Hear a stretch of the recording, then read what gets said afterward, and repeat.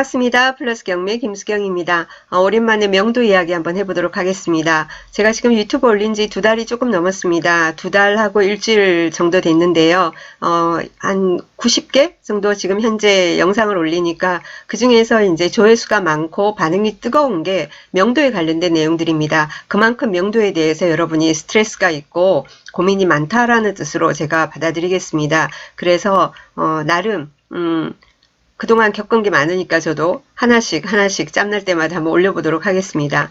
오늘 지금 준비한 사례는 꽤 오래전에 2012년도인가? 꽤 오래전에요. 낙찰받은 그 마린시티, 해운대 마린시티에 있는 아델리스라는 주거용 오피스텔 67평형 낙찰건입니다.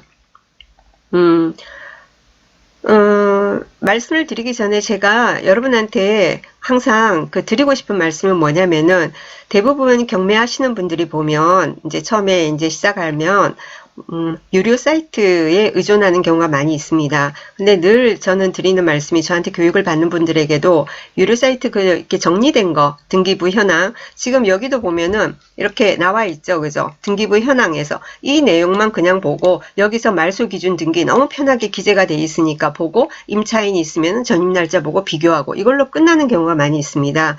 그런데 그렇게 하시면 안 돼요.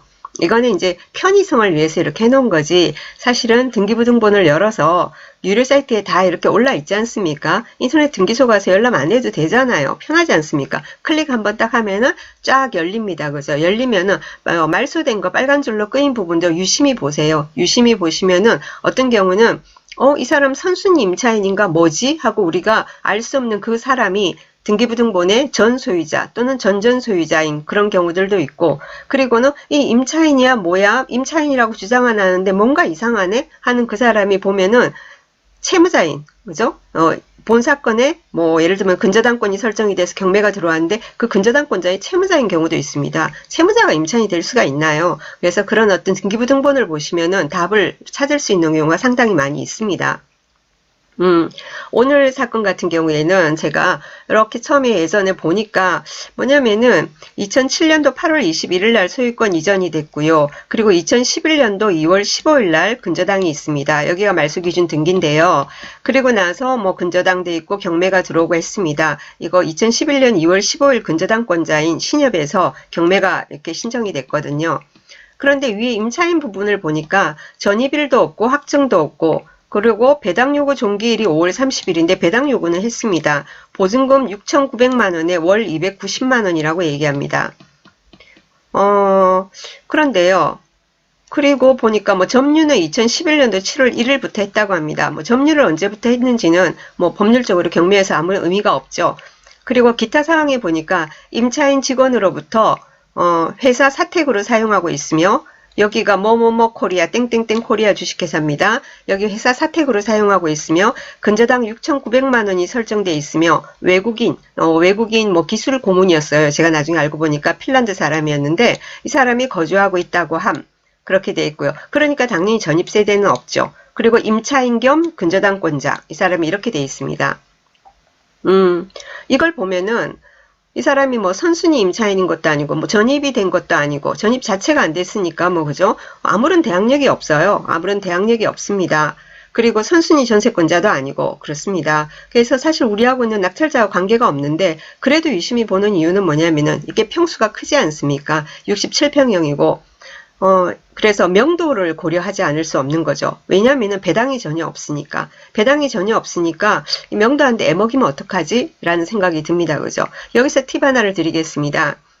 법인, 제대로 된 회사, 이 회사 이름을 제가 검색을 해봤어요. 인터넷에서 이제 검색을 해보고 했습니다. 검색을 해보니까 꽤 규모가 큰 회사입니다. 그럼 걱정 안 하셔도 돼요. 뭐 그런 회사에서 안 나가겠다 버티고 이런 경우 없습니다. 만약에 버틴다. 아주 큰 기업이 아니라 하더라도 제대로 이렇게 영업을 하고 있는 그런 어떤 회사에서 숙소를 사용한다든지 뭐 이렇게 해가지고 있는데 이걸 이쪽에서 명도를 제대로 이쪽으로 우리한테 안 해줘가지고 애를 먹었다. 그래서 할 수 없이 강제집행 신청을 한다. 그럼 강제집행 신청을 하면 비용이 나오지 않습니까? 그죠? 그럼 비용 우리가 계산한 그 영수증을 바탕으로 해가지고는 뭐냐면은 그 회사에 회사를 상대로 가압류 들어갈 수 있는 겁니다. 그렇게 해서 돈을 받아내면 되는 거예요. 돈을 안 준다 그러면은 완전 통장 계좌 압류 들어가고 하지 않습니까? 충분히 할 수 있는 부분이니까, 예를 들면은 여러분이 상가 같은 걸 받았다 하더라도 임차인이 애를 먹인다. 그 임차인이 제대로 영업을 빵빵빵 잘하는 곳이에요. 그럼 걱정하실 필요 없어요. 안 나간다 버티면은 집행하겠다 하시고요. 집행하고 나서 집행비용 청구하겠다 하시면은 협상이 이루어집니다. 너무 염려하실 필요 없고요. 그래서 여기 같은 경우에도 그래도 법적으로는 충분히 풀 수 있는 거야 뭐 당연히 있습니다. 저는. 그런데 그래도 내용이 어떻게 되나 하고 또 생각한 게 뭐냐면은 그 해운대 그 마린시티 쪽에는 외국인들한테 임대를 많이 주고 있습니다. 근데 그 외국인 렌탈을 줄 때는 주로 한 달에 얼마 이게 아니라 뭐 보증금 한국 사람한테 주듯이 보증금 얼마에 월 얼마 이런 식이 아니고 주로 보면은 뭐 2년 월세를 뭐 한 달에 300만 원 하기로 했다면은 한 달에 300만 원 하면 얼마예요? 1년이면은 3,600만 원. 그죠? 2년이면 얼마예요? 7,200만 원. 여기 같은 경우에는 2,900만 원이니까 6,900 정도가 되는 거예요. 그래서 이거를 선납으로 2년치를 받고 매달 까나가는 식으로 계산을 했을 확률이 굉장히 높아요. 그래서 그런 거겠지 하고 짐작은 됐습니다. 그거는 뭐 그렇게 짐작이 됐고요. 그래서 이게 그런데 관리사무소에 제가 전화를 해보니까 1년 이상 공가라고 합니다. 사람이 안 산대요. 그 왜 어떻게 확인했냐, 뭐 전기수도 이런 게 없으니까 안 산다 그러고는 아주 자세한 내용은 디테일하게 설명을 안 해주더라고요. 자기들 나름대로 뭐 이렇게 입주민 보호를 위해서 그러는지 정보를 너무 안 줘요. 근데 이제 전기, 수도 이런 그걸로 봐서는 공가인 것 같다까지는 제가 알아냈습니다. 담당자분하고 엄청 열심히 통화를 했죠. 그래서 안 살고 있구나. 그래서 이 회사를 있지 않습니까? 인터넷 검색해가지고는 전화번호를 알아냈어요. 전화번호를 알아내서 뭐 내가 뭐 누구 바꿔주세요 할 수가 있습니까? 그 담당자를 찾기 위해서 엄청나게 전화를 막 많이 했어요. 그래서 어떻게 해가지고는 여기 이제 이 담당자를 하고 통화를 됐습니다. 그래서 이 담당자를 통해서 자기들은 뭐 이렇게 정신산업고 하니까 그래서 거기 그 자기들 그 핀란드에서 온 그 기술 고문인데 이 사람이 여기에 있고 싶지 않아 해서 그래서 비웠다 그러더라고요. 다른데 이전을 했다 그래요. 싹 다 비웠다 그래요. 아 그러시냐고. 관리비 내고 자기들은 다 비웠다라고 얘기를 해요. 다행이죠. 럭키다 그죠?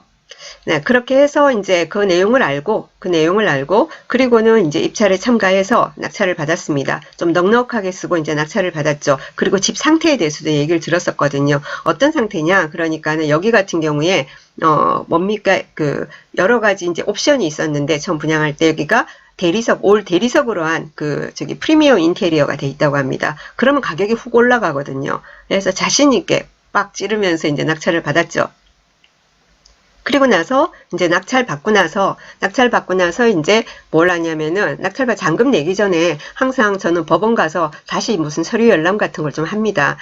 그 이후에 뭐 외부에서 들어온 어떤 신청서라든지 뭔가 있는지 그런 것도 확인하고, 그러니까 잔금 치기 한 열흘 전인가 확인을 했어요. 확인하니까 뭐 별다른 내용이 없습니다. 별다른 내용 없고, 그래서 이 회사의 또 담당자분하고 다시 한번 통화하고, 그리고는 이제 잔금을 치르고, 잔금 친 바로 다음날 뭐 알려준 비밀번호로 저희가 가서 해서 바로 문 열고, 그리고 관리비가 약 400만 원 밀려 있었습니다. 다 공용분이었어요. 다 공용분입니다. 그런데 뭐냐면은 관리비 선수금이 120만 원 정도 들어있다고 합니다. 그래서 400만 원을 관리사무소에서는 못 받고 있는 상태잖아요. 120만 원 그 전 소유주가 냈던 선수금 같은 경우에는 그걸로 공제하는 거죠. 그래서 나머지 280만 원을 저기 낙찰받으신 분, 저희 고객님 내고, 그러고는 그냥 아주 평탄하게 바로 그냥 잔금 낸 다음날 모든 게 해결된 그런 사건입니다. 그래서 여러분도 제가 드리고 싶은 말씀은 등기부를 열심히 보시고요. 혹시나 뭐 이런 비슷한 그게 있으면은 열심히 이제 알아보시고 통화를 하시고 다방면으로 막 접촉을 하기 위해서 하시다 보면은 상황을 알 수가 있고, 그리고는 뭡니까? 아주 그 집 내부까지도 알 수 있고, 문 딱 열었더니 완전히 그냥 입주 청소되어 있는 아파트의 느낌이었어요.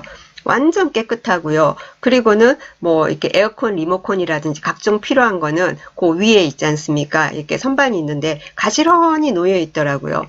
네, 그래서 좋은 기억으로 남아있는 낙찰건입니다. 여러분도 저기 하실 때 권리분석 조사하실 때 등기부를 잘 보시고 이런 어떤 비슷한 게 있으면은 전화번호 안 나 있으면은 검색이라든지 해본다든지 그렇게도 해보시고, 그리고 낙찰되고 나면은 입찰 전에는 우리가 임차인 뭐 어쩌고 저쩌고 여기도 배당 요구 했잖아요. 배당 요구를 했으면 전화번호가 있을 거 아닙니까? 근데 입찰 전에는 전화번호를 알 수가 없어요. 그죠? 근데 이제 낙찰 받고 나면은 우리가 서류 열람 가능하잖아요. 그때는 거기 전화번호 있잖아요. 그죠? 그래서 저는 입찰 전에는 인터넷을 통해 가지고 회사기 때문에, 법인이기 때문에 알아내 가지고 연락을 했고요. 그 다음에 또 낙찰 받고 나서는 또 서류 열람을 통해 가지고 다시 한번 확인하고, 이런 방식으로 했습니다. 그래서 여러분 명도하시는데 이런 경우도 있구나 하고 도움이 됐으면 좋겠습니다. 끝까지 들어주셔서 감사합니다. 좋은 하루 되세요.